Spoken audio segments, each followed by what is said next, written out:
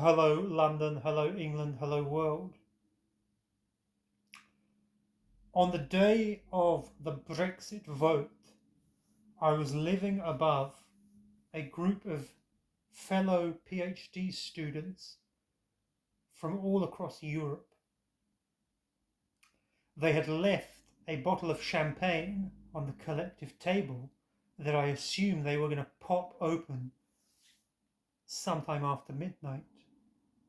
Well, midnight came and went, and when Brexit was announced, the champagne bottle remained on this table in a shared house somewhere in rural England, in the Shires, Middle England, in a house with no Englishmen in it.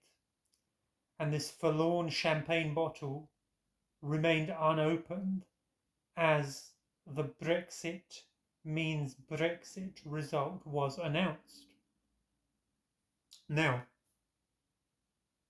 10 years on, Nigel Farage has won the local elections. Why did I say a house in England with no Englishmen in it? Am I being deliberately provocative about myself? Autoethnographic reflections?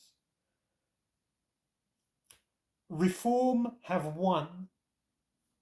Trump has won. Trump won twice. Brexit has won twice, you could say. Michael Moore referred to the vote for Trump as being a metaphorical Molotov cocktail thrown at the system.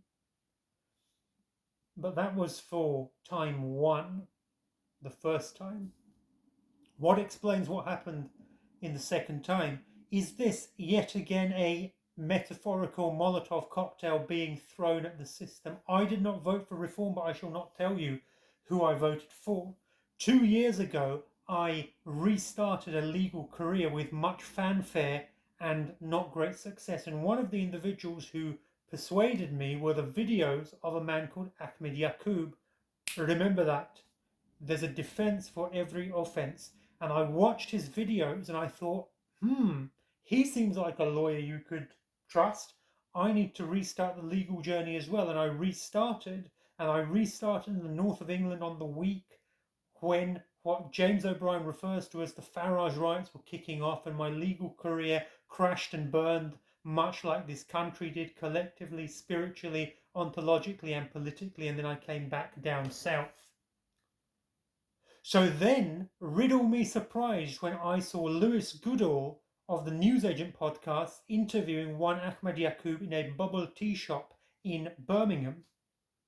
We are now living in the age where mere mortals like me are so careful as to what we say, and yet our political leaders, whether it's Nigel Farage, Uncle Nigel, AKHMED YAKOOB, maybe some on the Greens. There's a young guy who became a deputy mayor, a young black guy became deputy mayor of Hackney, 20, too young. Comment below. Was that a thumbs down? Comment. And he was giving a very unfiltered interview. And it makes me think that are we now living in a stage of political characters? This interview between Lewis Goodall and AKHMED YAKOOB, and AKHMED YAKOOB's sidekick, whose name I forget, was very confrontational.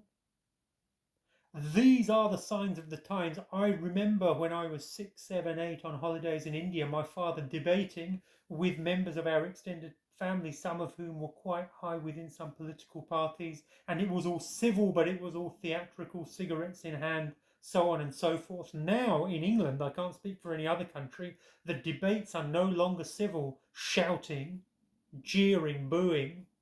It's like Galloway at the Bristol Union, whom I saw in 2006. George Galloway, a middle-aged white leftist woman who was wearing a kafaya, a member of the Israeli embassy, and who else was there? It was those three.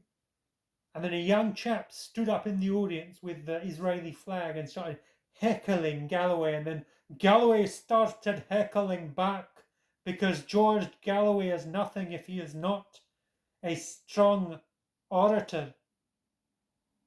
And he said to the young man, "You will not silence my voice." It was 20 years ago. There were no smartphones, but you get the gist of things. So I thought it was very fortuitous and interesting that I was watching Ahmed YAKOOB debating on the same television that I used to watch him podcasting when I returned to the legal profession with not much success 2 years ago. And now he is, I think, deeply involved in Birmingham City politics. He wasn't standing, couldn't stand as a councillor himself, but quite a few independents got in. I think Reform got control of Birmingham City Council overall. So, why am I talking about this? Very uncertain. The whole country is very uncertain. And indeed, the whole world is very uncertain. I wonder what Gary Stevenson will think of this. I've already given you my opinions on the Greens, and I've sort of given you my opinions on reforms. But as we live in a land where there is no free speech, maybe I'll just keep this one brief and say like, comment, subscribe, and share. Critical Criminologist out.